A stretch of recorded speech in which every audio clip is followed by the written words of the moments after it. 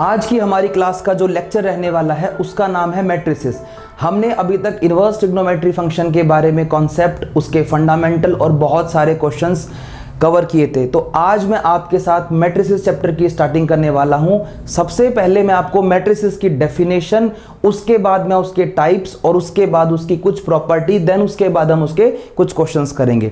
तो सबसे पहले आपको मैट्रिसेस पढ़ने से पहले ये जानना होगा कि मैट्रिसेस का एक्चुअली में मीनिंग क्या है। तो आप जैसा बोर्ड पे देख पा रहे हैं, मैंने एक डेफिनेशन जो कि मैट्रिसेस की लिखी है उसको एक बार मेरे साथ ध्यान से सुनिएगा और एक एक वर्ड को समझिएगा कि मैट्रिसेस की डेफिनेशन एक्चुअली में क्या होती है। देखिए ध्यान से, देखो मैट्रिक्स क्या है। मैट्रिक्स कुछ रियल या कॉम्प्लेक्स नंबरों का एक ऐसा सिस्टम है जिनको कुछ रो और कॉलम में डिवाइड किया गया है या उनको डिस्ट्रीब्यूट किया गया है। तो डेफिनेशन में लिखा हुआ है a set of mn elements real और कॉम्प्लेक्स, यानी कि वे एलिमेंट या तो रियल नंबर हो सकते हैं या कॉम्प्लेक्स नंबर हो सकते हैं, अरेंज्ड इन रेक्टेंगुलर अरे।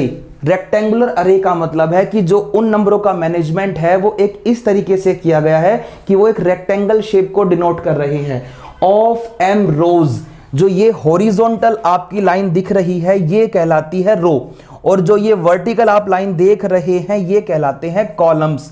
And n column is known as matrices of order m by n। It is denoted by a।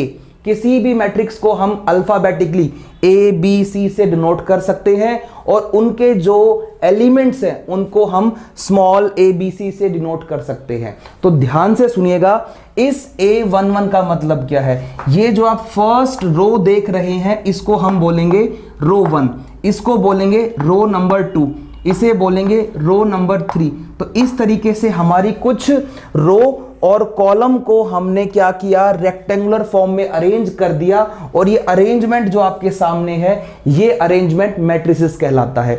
जैसे कि A11 का मतलब है कि ये एलिमेंट फर्स्ट रो के फर्स्ट कॉलम में है, इसीलिए इसको 1 कहा गया। A12 का मतलब है कि ये एलिमेंट फर्स्ट रो के सेकंड कॉलम में है। Aij का मतलब है कि ये एलिमेंट फर्स्ट रो के jth कॉलम पे है। ये एलिमेंट फर्स्ट रो के nth कॉलम पे है। इसी तरीके से ये एलिमेंट 21 का मतलब है कि ये एलिमेंट सेकंड रो के फर्स्ट कॉलम पे है। 22 का मतलब second row second column. 2j का मतलब सेकंड रो लेकिन कॉलम कौन सा, जेथ कॉलम। और 2n का मतलब है कि रो तो सेकंड है लेकिन कॉलम कौन सा है, n। सेम ऐसे करते करते करते हम यहां पर आएंगे तो ये आपका बनेगा ith रो। ये एलिमेंट ith रो के फर्स्ट कॉलम पे है, ये एलिमेंट ith रो के सेकंड कॉलम पे है, ये एलिमेंट ith रो के, यहां से तो देखो i रो चल रही है और यहां से j कॉलम चल रहा है, तो इसीलिए ये एलिमेंट i रो के j कॉलम पे है। तो सेम ऐसा करते करते लास्ट में m1 m2 mj और mn, यानी कि इस मैट्रिक्स का जो लास्ट एलिमेंट है वो उसका एक तरीके का ऑर्डर ही है जो कि m क्रॉस n से पढ़ा जाएगा।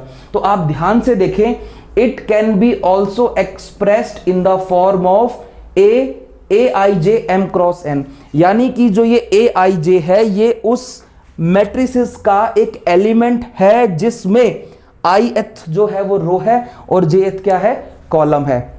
तो उम्मीद करता हूं कि आपको ये डेफिनेशन समझ आ गई ही होगी। आप इस डेफिनेशन को कॉपी पेन में जरूर नोट करें। अब मैं आपके साथ इसके टाइप्स के बारे में बात करूं तो सबसे पहली जो टाइप है वो है रो मैट्रिक्स या रो वेक्टर।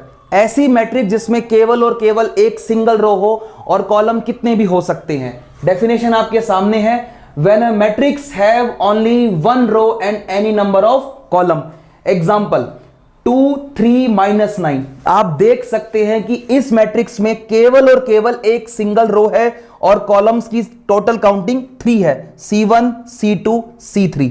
तो इसका ऑर्डर हुआ 1 क्रॉस 3। उसके बाद एक अगला एग्जांपल भी आप देख रहे होंगे, -3 4 1 और 5। इस मैट्रिक्स का जो ऑर्डर है वो 1 क्रॉस या 1/4 का है, जिसमें 1 तो आपकी रो है और 4 कितने क्या है इसके, कॉलम्स। एक बात और क्लियर कर दूं कि किसी भी मैट्रिक्स के जो एलिमेंट्स होते हैं वो रियल या कॉम्प्लेक्स में से कुछ भी हो सकते हैं। मतलब ये नंबर आपके इमेजिनरी भी आ सकते हैं और ये नंबर आपके रियल भी आ सकते हैं। क्लियर है। अगली टाइप है कॉलम मैट्रिक्स या कॉलम वेक्टर। ऐसी मैट्रिक्स जिसमें केवल और केवल एक कॉलम हो और रो की काउंटिंग कितनी भी हो सकती है, जैसे कि 5 2 3। आप देख रहे होंगे कि इसको लिखने का जो मैंने पैटर्न दिखाया उसमें 3 आपकी रो हैं और कॉलम कितने हैं, केवल और केवल 1। क्लियर है। अब हम बात करेंगे स्क्वायर मैट्रिक्स की। स्क्वायर मैट्रिक्स का मतलब ऐसी मैट्रिक्स जिसमें कॉलम और उसकी रो इक्वल हो, यानी कि when the number of rows and number of columns are equal, that is m equal to n। अगर कोई मैट्रिक्स स्क्वायर है तो उसमें रो और कॉलम इक्वल होंगे, या तो वो मैट्रिक्स 2 क्रॉस 2 की हो सकती है, या वो मैट्रिक्स 3 क्रॉस 3 की हो सकती है, या वो मैट्रिक्स 4 क्रॉस 4 की हो सकती है। तो इसमें आप देख रहे होंगे कि ए मैट्रिक्स की जो रो है वो 2 है और कॉलम कितने हैं, 2। एलिमेंट हुए 2 3 -1 और 4। क्लियर है। तो आप इस तरीके से इसकी और भी क्लासिफिकेशन है। हम बात करेंगे मैट्रिसेस के नेक्स्ट टाइप की, जिसमें डायगोनल मैट्रिक्स।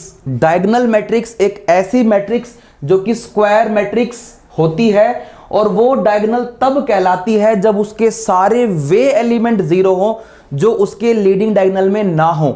यानी कि जैसे कि ये मैट्रिक्स आप ध्यान से देखो, अगर मैं आपको सिंपल वर्ड्स में कहूं, ऐसी मैट्रिक्स जिसमें i और j इक्वल ना हो और वो एलिमेंट 0 हो, तो आपकी वो मैट्रिक्स क्या कहलाती है, डायगोनल मैट्रिक्स। जैसे अगर मैं इस डायगोनल की बात करूं तो इस डायगोनल के अलावा सारे के सारे एलिमेंट्स क्या होंगे, 0। अब आप कहेंगे सर ऐसा कैसे।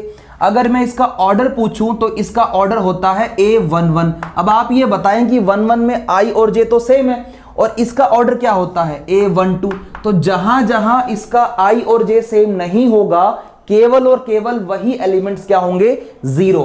तो डेफिनेशन एक बार मैं रीड करके समझाऊं आपको। A square matrix Aij m cross n is called diagonal if the all elements are 0 those in leading diagonal. यानी कि लीडिंग डायगोनल के अलावा जितने भी एलिमेंट्स होंगे वो 0 होंगे। ये हुई आपकी डायगोनल मैट्रिक्स। इसके बाद बनती है आपकी नेक्स्ट मैट्रिक्स जिसका नाम है स्केलर मैट्रिक्स। एक डायगोनल मैट्रिक्स स्केलर तब कहलाएगी जब उसके सारे के सारे डायगोनल एलिमेंट्स क्या होंगे, इक्वल। डायगोनल मैट्रिक्स में जो उसके डायगोनल एलिमेंट्स है वो अलग अलग होते हैं, और स्केलर वो तब बनती है डायगोनल जब उसके सारे के सारे डायगोनल एलिमेंट्स क्या होते हो, इक्वल होते हो। जैसे कि एग्जांपल में आप देख पा रहे हैं कि ये पूरा का पूरा जो डायगोनल है इसमें सारे एलिमेंट की वैल्यू सेम है, बाकी सारे एलिमेंट 0 होंगे। क्लियर है मेरी बात। और सेम ऐसा ही आप एक नेक्स्ट मैट्रिक्स के अंदर देखिए, यूनिट मैट्रिक्स या आइडेंटिटी मैट्रिक्स। यूनिट वर्ड से आप क्लियर कर पाएंगे कि ऐसी डायगोनल मैट्रिक्स जिसका पूरा डायगोनल एलिमेंट इक्वल और लेकिन केवल 1 हो। तो ऐसी डायगोनल मैट्रिक्स जिसके सारे डायगोनल एलिमेंट क्या हो, यूनिटी हो, तो ऐसी मैट्रिक्स को हम क्या कहते हैं, आइडेंटिटी मैट्रिक्स, या डिनोट करेंगे तो IN से उसको डिनोट करेंगे। एग्जांपल के तौर पे आप देख सकते हैं I मैट्रिक्स 1 0 0 1। क्लियर है, पूरा डायगोनल इक्वल है और साथ ही साथ क्या है, 1 है। ये आपकी 3 ऑर्डर 3 की मैट्रिक्स है जिसका डायगोनल 1 1 1 है, बाकी सारे एलिमेंट क्या है, 0 है। ठीक है। तो अब टाइप्स ऑफ मैट्रिक्स में नेक्स्ट टाइप है नल मैट्रिक्स या जीरो मैट्रिक्स। बच्चों ऐसी मैट्रिक्स जिसके सारे के सारे एलिमेंट्स अगर 0 होंगे तो वो मैट्रिक्स आपकी नल या जीरो मैट्रिक्स कहलाएगी। ठीक है। अपर ट्रायंगुलर मैट्रिक्स एक ऐसी मैट्रिक्स जिसके डायगोनल एलिमेंट से नीचे के एलिमेंट अगर 0 हैं तो वो मैट्रिक्स कहलाएगी अपर ट्रायंगुलर मैट्रिक्स। देखिए definition, a square matrix in which all the elements below the diagonal are 0। ध्यान से देखिएगा, इस लीडिंग डायगोनल के नीचे की सारी एलिमेंट वैल्यू क्या है, 0। तो ये कहलाएगी आपकी अपर ट्रायंगुलर मैट्रिक्स। क्लियर है। अगर आप इसको थोड़ा दूसरे वर्ड्स में देखें तो हम ये भी कह सकते हैं कि Aij इसकी हर वो एंट्री जिसमें i j से ग्रेटर होगा वो क्या होगी, 0। यानी कि यहां पर क्या होता है 2 1, तो 2 1 का मतलब i j से बड़ा है, यहां पर 3 1 i j से बड़ा है 0, यहां पर 3 2, यानी कि जिस जिस एंट्री में i j से बड़ा होगा वो एंट्री क्या होगी 0। और सेम इसके बाद नेक्स्ट टाइप है लोअर ट्रायंगुलर मैट्रिक्स, एक ऐसी स्क्वायर मैट्रिक्स जिसके सारे के सारे डायगोनल से ऊपर के एलिमेंट 0 होंगे, तो वो क्या कहलाएगी आपकी लोअर ट्रायंगुलर मैट्रिक्स। तो देखिए इस डायगोनल एलिमेंट से ऊपर की सारी एंट्री आपकी क्या है 0। इस वीडियो में हमने डेफिनेशन ऑफ मैट्रिसेस और उसके टाइप्स के बारे में जाना। मैं अपने अगले लेक्चर में उसकी प्रॉपर्टीज और उसके कुछ क्वेश्चंस लेकर आऊंगा। Thank you.